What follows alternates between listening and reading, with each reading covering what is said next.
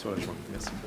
Donc maintenant pour la dernière présentation de la matinée, donc sur l'utilisation des données. Donc, nous accueillons Chérifa Boukassem. Vous êtes trois ou un après l'autre qui met de conférence à Lyon 1 et co-responsable de l'URFIST de Lyon.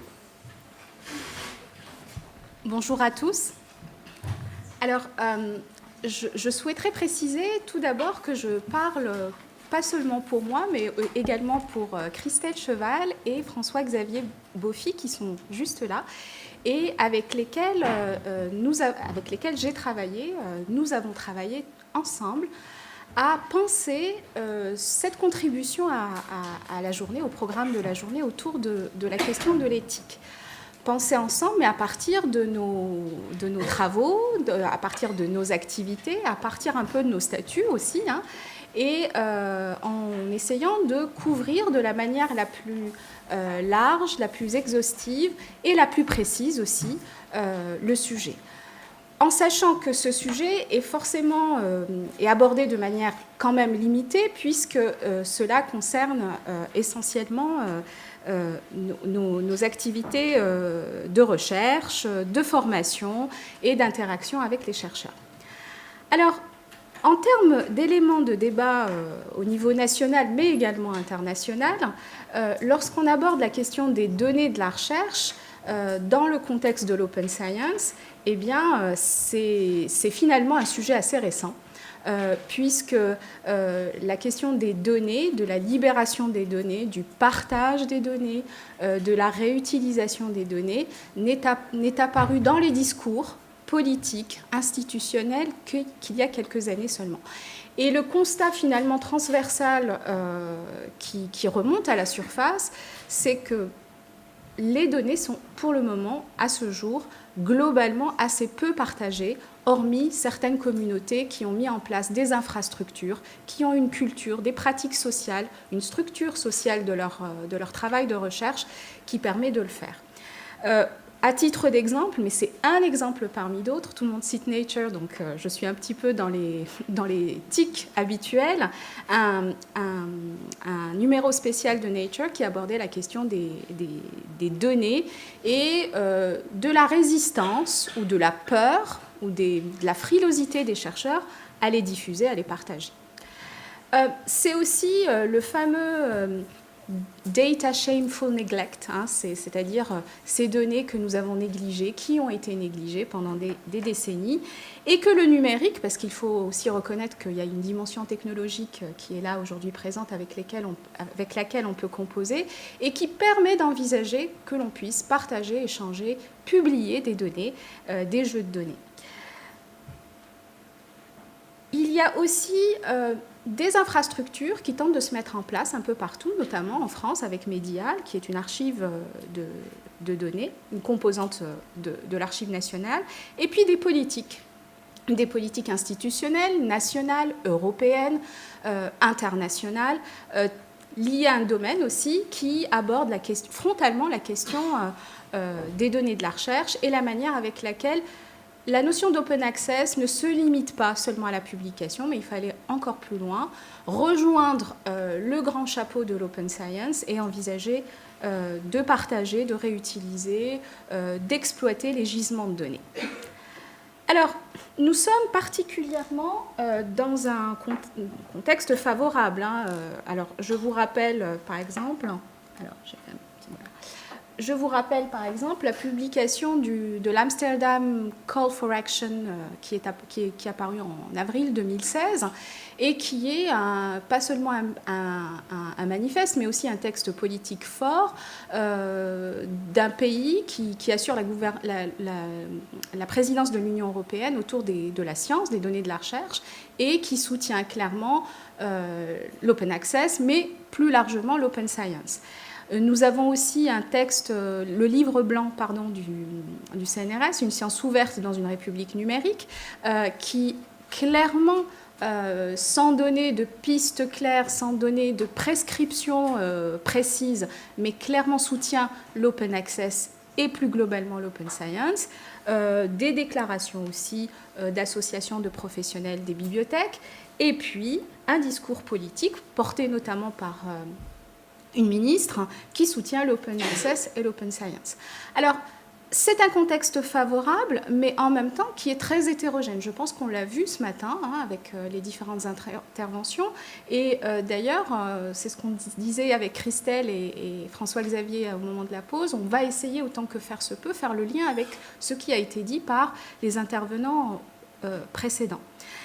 Donc, on est dans quelque chose qui est, sur lequel il y a quand même un consensus, même si ce consensus est extrêmement hétérogène et que d'un contexte à un autre, d'une institution à une autre, d'un pays à un autre, voire d'un continent à un autre. On l'a vu d'ailleurs avec les BRICS, les pays émergents, la Chine et l'Amérique du Nord, c'est pas du tout, on n'a pas du tout la même culture, mais en tout cas, le discours politique, et j'insiste sur le mot politique, est quand même bien clair et donne le là vers l'open access et l'open science, dans la diversité de ses couleurs, de ses formes.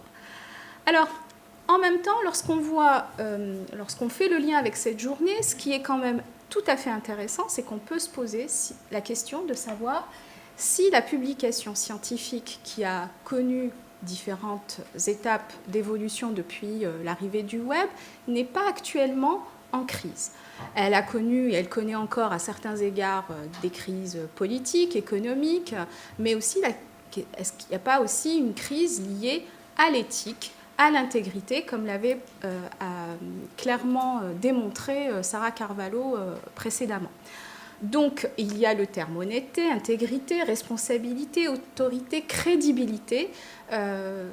Juste pour information, en 2013, je me souviens avoir recensé 5 colloques internationaux autour de la question de publication integrity, alors intégrité de la publication scientifique, mais qui sont de fait clairement articulés autour de la question de l'intégrité de la science.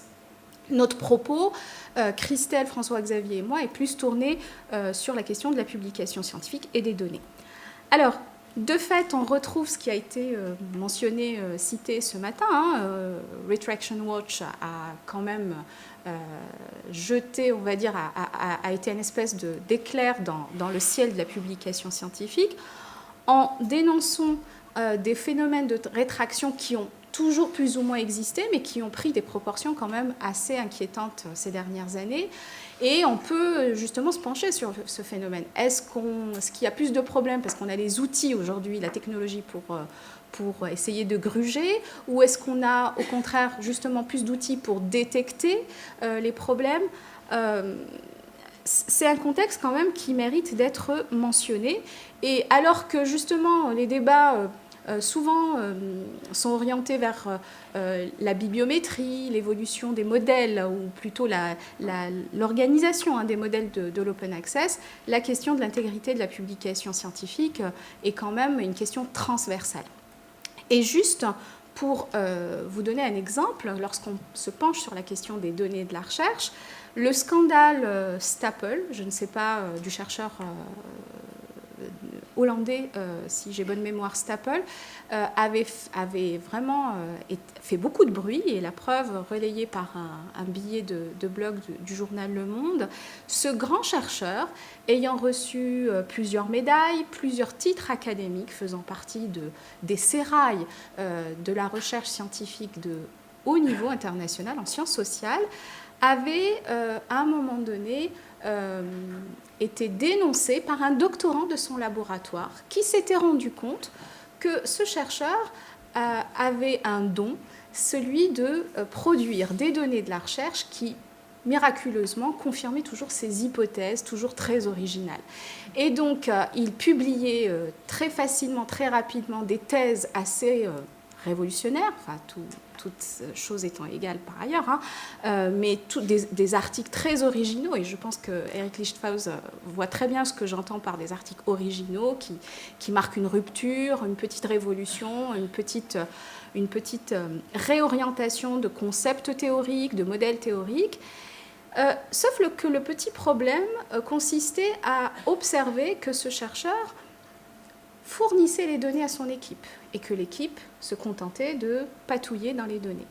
Et après une enquête fine du doctorant, on s'est rendu compte que M. Stapel inventait, produisait lui-même les données sur lesquelles il publiait. Donc, gros scandale, retrait, rétraction, si je peux me permettre le jeu de mots, de ces médailles, de ces titres académiques, tentative de suicide. Enfin, ça se termine quand même de manière assez triste. Et ce qui montre aussi que, à travers ces scandales qui sont très médiatisés, l'éthique, la question éthique, est quand même finalement un espèce d'angle mort, et je pense l'avoir un petit peu compris de l'intervention de Mme Carvalho ce matin. C'est un sujet qui est rarement, dans l'univers de la publication scientifique, affronté, abordé de manière frontale. Juste pour un petit peu illustrer ce propos, hier soir, je me suis amusée à regarder sur le Web of Science et sur Scopus, à faire une recherche alliant données de la recherche, publications scientifiques, combinant ces deux mots-clés avec éthique. Et dans les résultats qui sont proposés, qui ne dépassent pas les 200 références, il y a très peu de références qui abordent, des références d'articles scientifiques qui abordent directement la question éthique de la publication et des données de la recherche, et de la diffusion des données de la recherche. À côté de ça, on l'a vu avec l'intervention de ce matin, l'éthique est devenue un standard. Qu'est-ce que j'appelle un standard ? Si je prends les plateformes, si je prends en exemple les plateformes, là j'ai pris celle de Sciences Directes et ce n'est pas anodin de ma part, c'est la première plateforme d'éditeurs qui a été lancée en 2004 par Elsevier. La publication scientifique aujourd'hui, ce n'est pas seulement la diffusion de PDF et de PDF statiques, c'est aussi un certain nombre de standards technologiques, c'est le DOI lié à Crossref, c'est par exemple Crossmark, alors je suis allée trop vite, je ne suis pas habituée, voilà, à Crossmark, qui est un autre standard technologique qui permet par exemple au lecteur d'être sûr que la version qu'il a téléchargée sur la plateforme de l'éditeur est la dernière et la bonne version, la version qui fait référence pour l'article. On a aussi, par exemple, FundRef, nouveau standard, accompagné par un code de bonne pratique, mais le vrai standard, c'est FundRef, qui a été mis en place par Crossref, qui est quand même une association d'éditeurs aussi, un autre standard technologique, et qui fait écho à toutes ces agences de moyens qui financent nos travaux, nos recherches, nos projets, et qui cherchent et qui souhaitent, et c'est bien normal, connaître le retour sur investissement, c'est-à-dire à tracer les publications issues des projets qu'elles ont financés. Et donc, en injectant ce standard dans les publications, une agence de moyens comme la Commission européenne, enfin Horizon 2020, peut récupérer à partir d'une base de données toutes les publications liées à un identifiant de projet de recherche. On a un autre standard aussi qui est ORCID. Alors, c'est le dernier standard pas le dernier, mais un des standards les plus médiatisés actuellement, et c'est quand même une espèce de code barre, excusez-moi l'expression, passez-moi l'expression, que le chercheur porte pour être lui aussi tracé, puisque dans son CV, on a le nom, la date de naissance, etc. Mais aujourd'hui, c'est de plus en plus exigé, y compris lorsqu'on soumet un article sur une plateforme d'éditeur, ça se généralise, je ne dis pas que c'est une norme, mais en tout cas, ça se généralise, c'est de plus en plus requis, y compris, par exemple, par les projets européens. C'est un standard, c'est un numéro que l'on peut utiliser comme mot-clé à part entière, comme identifiant unique de votre identité de chercheur sur une base de données comme Scopus ou le Web of Science, et donc vous êtes tracé. Attention, vous êtes tracé. Et pour faire le lien avec ce qui avait été abordé ce matin, un des standards aussi qui est aujourd'hui de plus en plus implémenté, c'est COPE, Committee on Publication Ethics. Ça veut dire que, et là j'ai pris un exemple tout à fait intéressant, proud member of COPE, c'est-à-dire fier d'être COPE compliant d'une certaine façon, c'est-à-dire qu'on respecte les bonnes pratiques, les règles, les règles éthiques. Et c'est un standard qui, là, pour le coup, est à l'échelle, au niveau de granularité de la revue. Une revue, un editor-in-chief, affiche sa revue comme étant compliant COPE. Alors, À partir de ces éléments de contexte, on va vous fournir, à partir de travaux de recherche, soit qui viennent d'être finalisés, de travaux de recherche que l'on mène ensemble, d'une littérature scientifique et professionnelle sur laquelle on est en veille. On se passe d'ailleurs pas mal de références dès que l'un d'entre nous trouve des choses. Le projet, plus particulièrement le projet Harbinger, qui est un projet, une étude internationale qui regroupe 7 pays, la Chine, la Grande-Bretagne, les États-Unis, la Pologne, la Malaisie, la France, l'Espagne et la Pologne, mais je crois que je l'ai cité, et qui se penche en tant qu'observatoire sur 3 années sur les pratiques des jeunes chercheurs, ce qu'on appelle les Early Career Researchers, les chercheurs qui viennent de soutenir leur thèse et qui cherchent à obtenir un job, une position, un poste et une titularisation. Et c'est tout à fait intéressant de voir comment ça fonctionne, parce que la dimension globalisante, mondialisée de la science s'observe de manière extrêmement précise à partir de pratiques convergentes, alors qu'on a des chercheurs qui sont français, polonais, espagnols, chinois. On retrouve quand même des éléments de transversalité. Une enquête que nous menons à Lyon 1, qui est toujours en cours, on vise les 300 réponses, on en a aujourd'hui 142, on tient bon, hein, on continuera à diffuser le questionnaire, même si le questionnaire malheureusement est sur Google. Donc on a bien retenu vos propositions et on est même passé au fait de les proposer à des collègues, hein, c'est vous dire. Hein. Donc voilà. Et puis, les formations que nous menons à l'URFIST et au SCD de Lyon 1 et qui nous permettent, ça il faut le dire, hein, d'être en discussion, en contact régulier avec les chercheurs.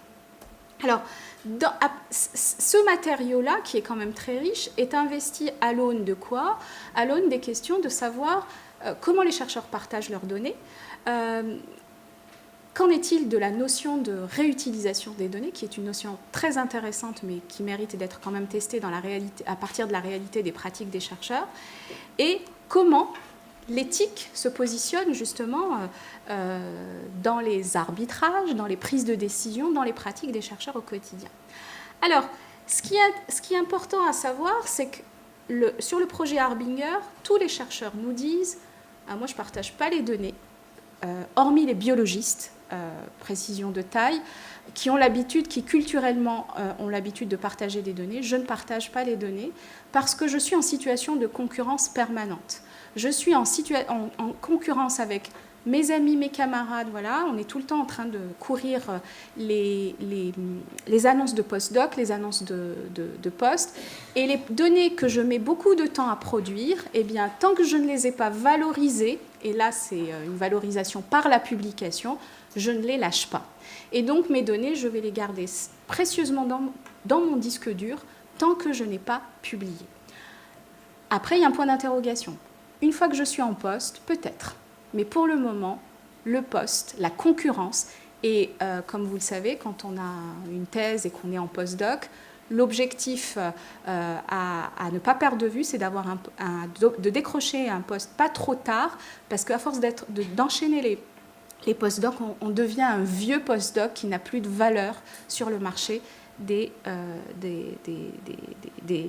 sur le marché académique. Ce que nous dit l'enquête, même si c'est une analyse extrêmement intermédiaire de l'enquête qui est menée actuellement à Lyon 1, c'est que dans 53% des réponses que nous avons pu recueillir, les chercheurs ne partagent pas les données. Et quand ils les partagent, c'est avec leur collectif, leur groupe de travail, on va dire, hein, leurs collègues. Et le partage, eh bien, il se fait de manière, entre guillemets, artisanale, via des emails, des fichiers attachés, sur des serveurs lorsque le laboratoire possède un serveur, via GitHub, des applications maison qui parfois ont été développées par les soins des chercheurs qui ont des compétences en tant que telles. Dropbox a été vraiment très souvent cité, très apprécié, Flash Drive, Google Drive, des wikis. Alors, tout domaine confondu, hormis la biologie, eh bien, on est quand même dans des dispositions, dans des partages de ce type-là. Et à côté de ça, ce qui est intéressant, et ce qu'on a noté pas seulement à partir de notre enquête, mais aussi d'une enquête assez similaire qui a été faite à Paris-Orsay, voilà, c'est qu'il y a quand même une confusion des genres. Vous posez la question, vous posez une question extrêmement claire et précise sur les données, et les chercheurs vous répondent sur leur publication. Donc la notion données-publication est vraiment intéressante à analyser quand on voit la confusion qui est faite par les chercheurs, parce que quand on leur dit données, eux, ils comprennent publication. Pour d'autres, c'est les supplementary materials, ça se fait de plus en plus. La biologie a donné le là, mais ça se répand dans d'autres domaines. On publie l'article, on dépose le jeu de données dans une archive qui est souvent partenaire de l'éditeur ou alors qui est prescrite par l'éditeur. Et de fait, l'article est lié au jeu de données et c'est un lien qui, socio-économiquement, est tout à fait intéressant à analyser. Donc, la question de l'éthique, elle est abordée à partir de la publication, pas trop à partir des données.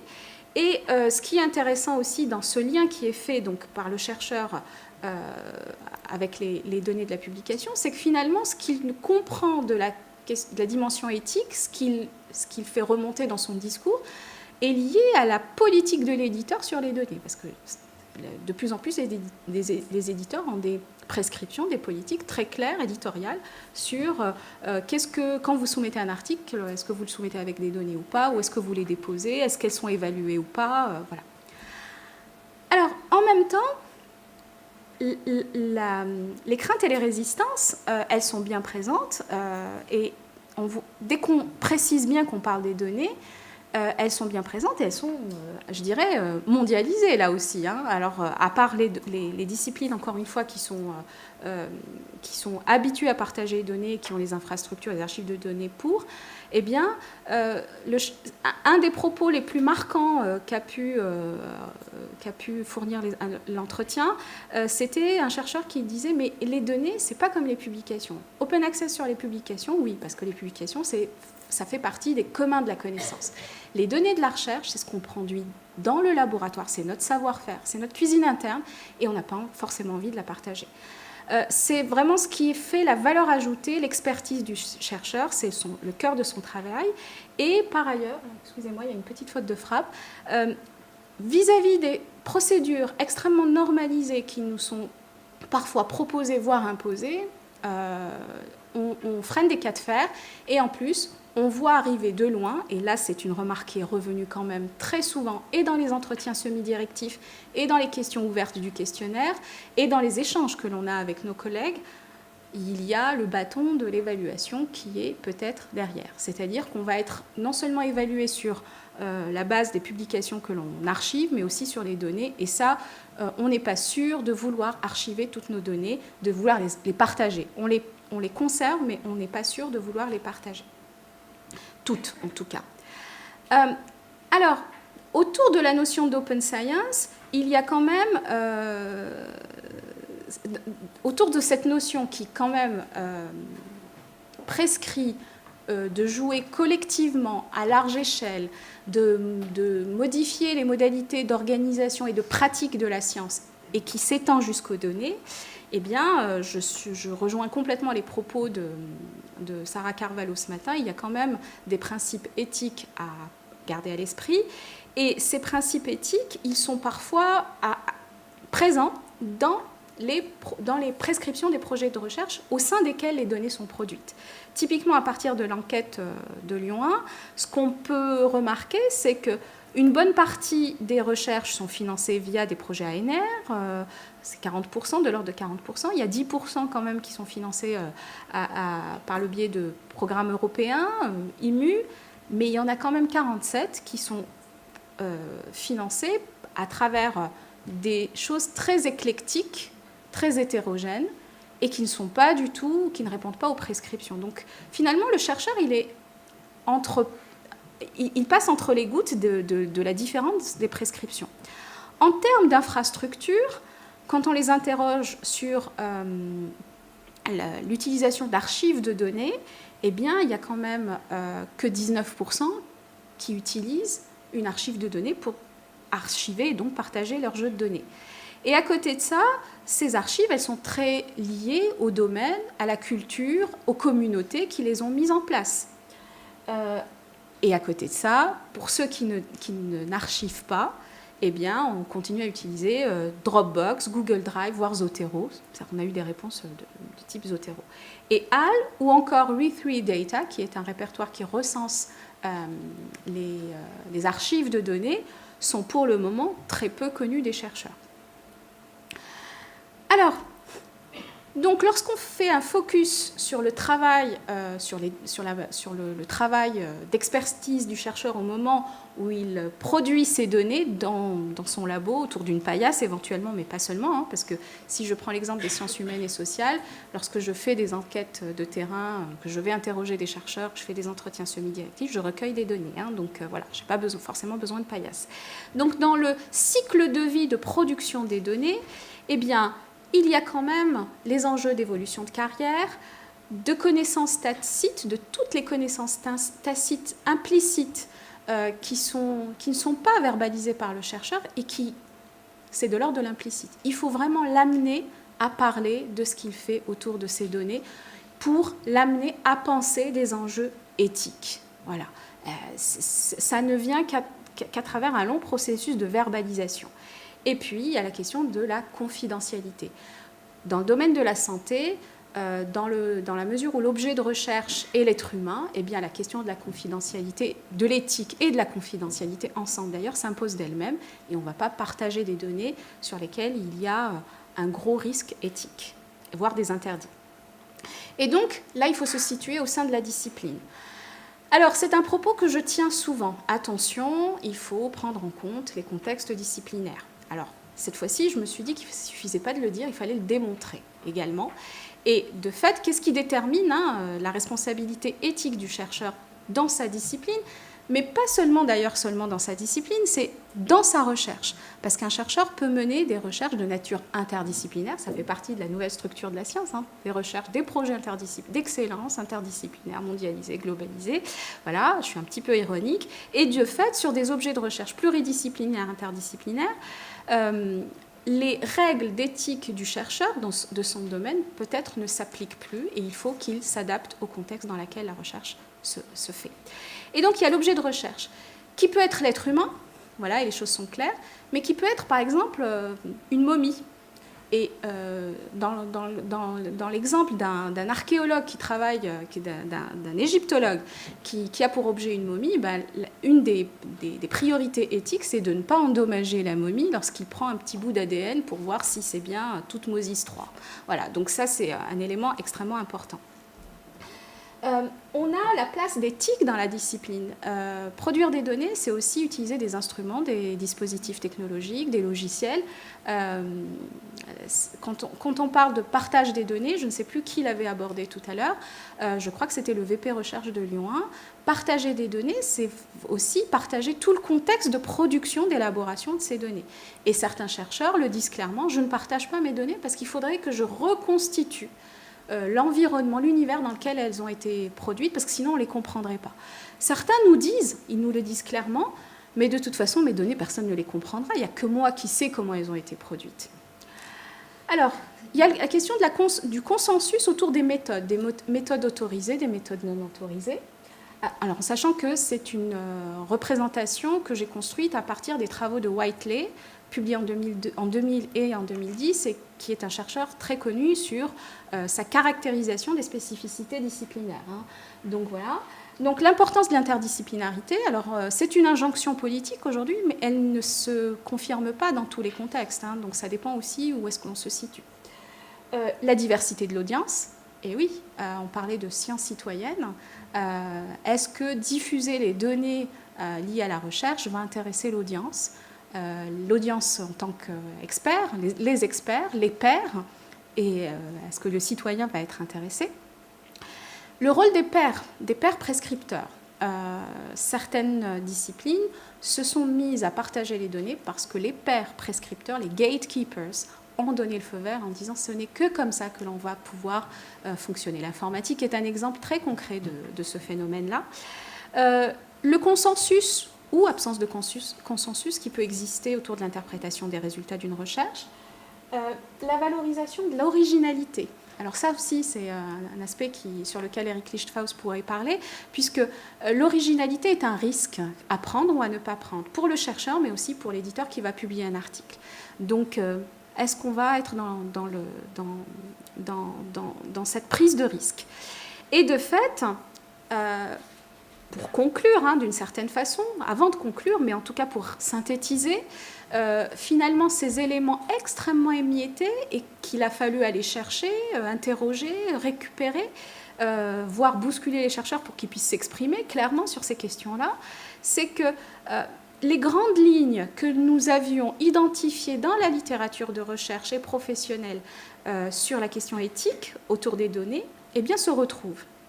Alors, lorsque l'humain est un objet de recherche, les choses sont finalement très claires. Les considérations, les responsabilités éthiques sont assez clairement définies. Il y a des conseils, des organisations internationales qui dictent des règles très claires sur lesquelles, d'ailleurs, les chercheurs s'appuient pour pratiquer une éthique de leur recherche. Et puis ces questions-là abordent bien sûr le respect des individus, des identités individuelles, et souvent bloquent clairement la question de la réutilisation des données. Mais dans ces milieux-là, dans le milieu de la santé, les choses sont enseignées, les choses sont transmises dès le Master 1 et le Master 2. Et de fait, le chercheur est très bien formé à ces questions-là. Et lorsqu'il est amené à produire des données, à publier ces données, publier ses résultats de recherche, les choses sont claires. À côté de ça, dans d'autres disciplines, c'est à l'aune, je dirais, de la spécificité de l'objet de recherche qu'il faut que le chercheur doit penser, intégrer dans son raisonnement la dimension éthique.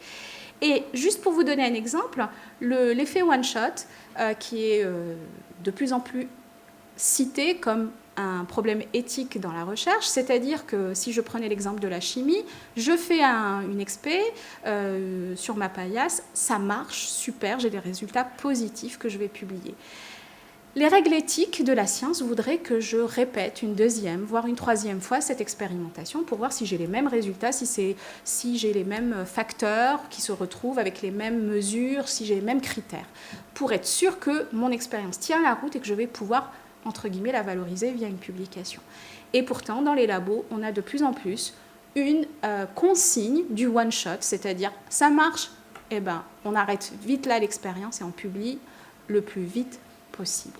Et donc la question de la reproductibilité se pose de manière frontale, et les rétractions d'articles que j'ai abordées tout au début, elles sont souvent liées au fait que y a une équipe qui s'est donné la peine d'essayer de reproduire l'expérience et que ça n'a pas du tout marché. Parce que des fois, dans la science, il y a un coup de peau, il y a un coup de chance qui fait que l'expérience, parce qu'il y a un petit courant d'air, j'exagère, je caricature, ou quelqu'un a mis un petit produit juste un petit peu par mégarde, et ça marche. C'est un peu comme en cuisine. Hein. Donc voilà. Alors, il y a des phénomènes de glissement. Alors, je vais prendre un exemple très concret qui a été relayé d'ailleurs par un article tout à fait intéressant sur une communauté en informatique, un groupe de recherche en informatique qui souhaitait simplement modéliser l'envol des oiseaux sur un campus américain. Voilà, ils voulaient juste modéliser ça avec des outils informatiques. Et donc, il a installé des caméras, des capteurs. Et en fait, on s'est rendu compte qu'avec les données que ces chercheurs avaient recueillies, on pouvait tracer le déplacement des personnes sur le campus, reconnaître les visages de... Voilà. Donc, il y a des glissements comme ça qui peuvent se faire, auxquels les chercheurs ne pensent pas en amont, mais qui peuvent justement à un moment donné intervenir. Donc, justement, le rôle du chercheur, c'est d'essayer d'anticiper, c'est de se projeter dans ce genre de situation. Et les consignes, par exemple, des projets européens sont très très claires là-dessus et essayent en tout cas d'alerter les chercheurs là-dessus. Les réseaux sociaux. Aujourd'hui, tout le monde travaille sur les réseaux sociaux. Recueillir des données sur les réseaux sociaux, paraît-il, est très simple et très facile. Sauf que ça peut aussi, en recueillant ces données-là, on recueille par la même occasion des personnelles. Et donc, on se retrouve... D'où des textes, des procédures, des comités, des systèmes qui, par exemple, comme le propose le National Research Council, qui dit « safe data, safe places, safe people, safe outputs ». Safe data, c'est-à-dire produire des données, mais dans les règles éthiques. Safe places, c'est-à-dire les produits, les mettre, les déposer dans des lieux pérennes, où ils peuvent être archivés de manière éthique et pérenne. Safe people, c'est-à-dire ne pas toucher à l'intégrité et à l'identité des personnes. Et safe output, c'est-à-dire pouvoir accéder à des résultats qui adhèrent aux règles éthiques de la science et de la publication scientifique. Alors, de fait, pour résumer, pour conclure, parce que c'est une manière de conclure, même s'il n'y a pas véritablement de conclusion, hein, c'est vraiment quelque chose qui pour nous est de l'ordre du work in progress, c'est que dans cette science, dans cette open science qui se veut une mise en œuvre des ouvertures appliquées à toutes les échelles du cycle de vie de la connaissance, eh bien, peut-être que l'éthique, c'est peut-être l'enjeu le plus important et peut-être le plus délicat.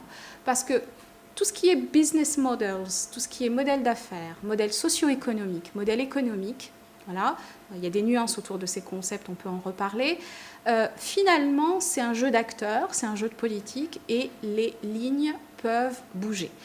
Tout ce qui est technologie, on l'a vu, la technologie ne cesse d'évoluer, donc ce sont aussi des limites qui ne peuvent qu'être repoussées.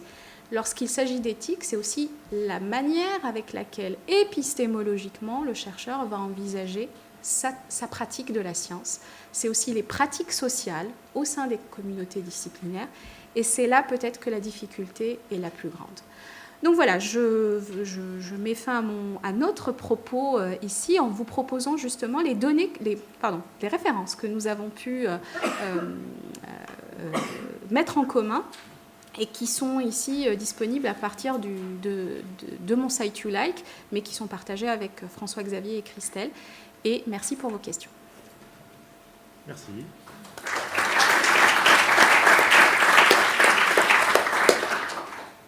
Alors avant d'aller déjeuner, peut-être avoir quelques questions, réactions, commentaires. Alors, je vais peut-être commencer par une réaction un peu provocante. Donc vous avez dit que les chercheurs sont des fois réticents à partager leurs données, mais ils les mettent sur Dropbox. Alors je ne vois pas où est le problème. Une fois qu'elles sont sur Dropbox, je veux dire, les sociétés commerciales américaines les ont. Donc il n'y a plus aucun intérêt de les garder privés. Alors je pense que ça fait partie des contradictions des pratiques des chercheurs, tout à fait. C'est-à-dire qu'ils vont utiliser des outils qu'ils n'associent pas à des acteurs.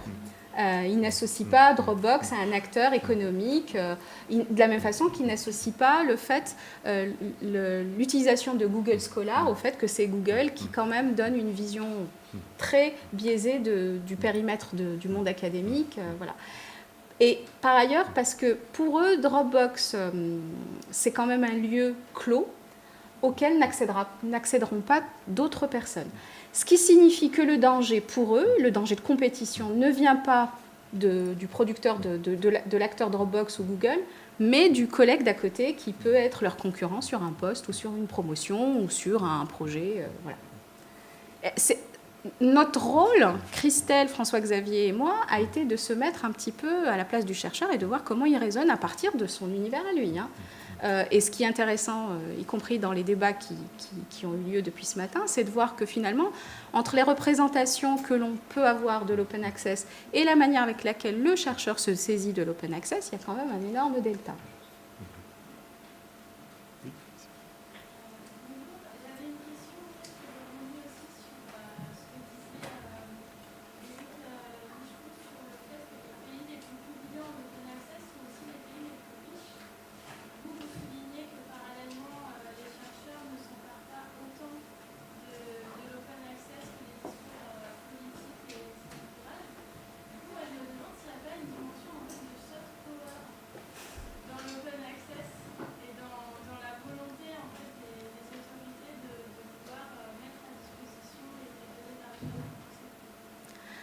Alors, il y a effectivement quelque chose de tout à fait intéressant à analyser dans le fait de voir des prescriptions politiques aller vers la diffusion des données.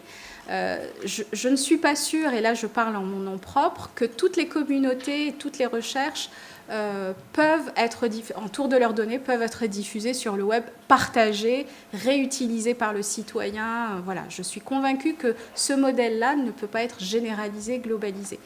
Pour ce qui est de la manière avec laquelle les communautés de recherche s'emparent de l'open access, merci pour votre question parce qu'elle est tout à fait intéressante. On a les militants, on a les indifférents et on a les consommateurs. Voilà. Les militants, voilà, certains d'entre eux agitent justement l'actualité de l'open access. Les indifférents, le projet Harbinger, pour ma part, a été un gros choc parce qu'on découvre des chercheurs qui ne savent pas ce que c'est que l'open access, parce qu'ils utilisent Google Scholar au quotidien, que Google Scholar fait remonter des PDF et que de toute façon, eux, ils sont très contents de trouver le PDF. Ils ne se posent pas la question du statut du document, où est-ce qu'ils l'ont trouvé, voilà. Et on a les consommateurs, c'est-à-dire ceux qui ne vont pas forcément se donner la peine de d'archiver leurs articles dans des archives ouvertes. Par contre, ils sont très contents de trouver les articles des autres. Voilà. Ils sont très contents, ils le disent, de trouver les données des autres, mais ils ne vont pas forcément partager leurs données. Et pour ce qui est du Gold Open Access et du Gold auteur-payeur précisément, là, c'est effectivement un autre débat parce que ça va dépendre des moyens financiers dont disposent les chercheurs. Quand je dis moyens financiers, justement, au vu des tarifs des APC, des Article Processing Charge, tout le monde, même si lorsqu'on souhaite publier en open access, n'a pas les moyens de publier en open access. Tout le monde n'a pas le CNRS derrière pour financer les APC. Le CNRS ne paye pas les APC. PubMed, voilà, Biomed Central, voilà. En tout cas, pas de manière générale. Oui, mais en tout cas, tout le monde n'a pas une institution ou une agence de moyens ou un projet de recherche pour payer les APC et publier en Gold. À côté de ça, les chercheurs sont convaincus d'une chose, c'est que lorsqu'ils publient en Gold Open Access, eh bien, leurs articles sont peut-être pas cités tout de suite, mais ils sont beaucoup plus visibles. Alors, je ne sais plus qui tout à l'heure disait vanish visible or vanish. C'est aussi publicize or perish. Mais effectivement, les valeurs de l'économie du web font qu'aujourd'hui, être présent, moissonnable via un moteur de recherche comme Google Scholar sur le web est très important pour le chercheur. Et certains optent pour le Gold auteur-payeur dans cette stratégie-là. D'autres questions? Oui. Moi, c'est juste une remarque en ce qui concerne les données, et particulièrement les supplémentaires immatériels. Il y a eu un mouvement dans les revues pour encourager les auteurs à mettre du supplémentaire immatériel. Moi, ça, c'est paradoxal parce que, d'un côté, on dit aux auteurs, mettez le moindre résultat possible dans une publication pour que ça soit concis. Oui, c'est vrai. Donc, le fait d'ajouter quelque chose de plus, ça va encourager les auteurs à mettre tous leurs résultats et pas seulement les résultats qui démontrent ce qu'ils souhaitent démontrer. Moi, je voulais juste le signaler, ça me pose un problème en tant qu'éditeur, parce qu'on encourage tout le monde les supplémentaires matériels. Lorsqu'on analyse les stratégies de certains gros éditeurs comme Elsevier autour des données de la recherche, c'est vraiment des stratégies de prédation sur les données.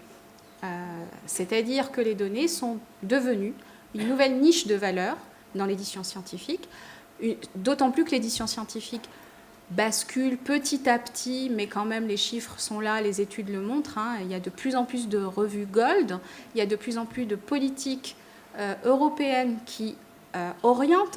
Souvenez-vous du rapport Finch, l'Allemagne a suivi derrière, les Américains l'ont fait il y a longtemps, optent pour le Gold. Donc, à partir du moment où on glisse doucement, et peut-être sur 50 ans, vers un Gold qui se généralise, où se trouve la nouvelle valeur économique, là pour le coup, de l'édition scientifique? Eh bien, peut-être qu'elle se trouve autour des données de la recherche. Et les investissements que fait un éditeur comme Elsevier sur les partenariats, les fonctionnalités, les services, les enrichissements de plateformes vis-à-vis des jeux de données, j'ai jamais vu Elsevier investir juste pour le fun. Voilà, Non, mais je pense qu'il y a un grand danger justement qu'il y a déjà la main sur les publications, même si Mais- avec la loi oui, et tout mais ça, on peut justement, peut-être, mais qu'il il ne est faut en pas train que ça de se reproduise sur les données Mais et que c'est en déposant les données, c'est en train de se on faire. abandonne aussi tout sur les données. Alors, c'est Donc, en train de se oui, faire, donc oui. Donc, il faut déposer les excusez-moi, données mais... quelque part, s'il vous plaît, pas chez Elsevier. Voilà. Ah non, mais Elsevier est très intelligent parce qu'il Oui. il n'a pas un dépôt qui s'appelle Elsevier Archive de données. Il propose que le jeu de données soit déposé dans un dépôt comme Pangea, Dryad, avec lequel il a contracté un partenariat. Et l'auteur signe comme quoi qui il sont donne des les données à dépôts Elsevier. reconnus par les communautés d'utilité publique, et ils se contentent simplement de construire les liens technologiques, HTML, tout ce que vous voulez, vers... Voilà. Et ils proposent une expérience de découverte, discovery experience, dans la lecture des articles scientifiques. Donc lui, il investit même pas dans l'archive. Oui. Justement, c'est ça qui me gêne beaucoup avec toutes ces histoires en fait, de code d'open access. C'est pas le véritable open access. On est en train de confier nos données à des éditeurs qui sont en grande partie responsables de nos problèmes. Et en fait, maintenant, on paye pour qu'ils libèrent l'accès aux données. Normalement, en fait, les principaux acteurs de nos données, c'est les scientifiques pour les produits. On les review. Et il faudrait trouver un acteur global en fait, qui serait capable de les diffuser. Parce qu'au final, ce sont que des intermédiaires techniques. Tout à fait. Qui ont un pouvoir sur nous qui est largement supérieur à leur prérogative et aux services qu'ils nous rendent. Donc en fait, le bug d'access, pour moi, c'est encore pire. C'est vraiment la pire des solutions. C'est se dire, j'accepte de diffuser mes données et je paye les gens qui sont responsables de tous les soucis pour qu'ils le fassent. C'est le mec là, on va dire, c'est même pas, on se balade pas dans la chambre, on se jette derrière dedans. C'est extrêmement dangereux. Moi, je trouve ça. Enfin, quand je vois qu'il y a des recommandations qui incitent avec ça, moi, j'ai envie de dire, moi, ça me scandalise. Je trouve ça vraiment. La manière avec laquelle l'open access évolue actuellement est effectivement tout à fait intéressante à analyser. L'Open Access Week, les 2 journées d'Open Access Week qui se sont déroulées à Toulouse il y a 10 jours de ça, c'était début octobre, ont clairement souligné cet aspect-là. Le gold est devenu gold auteur-payeur et les données s'insèrent de plus en plus dans des logiques éditoriales. Effectivement.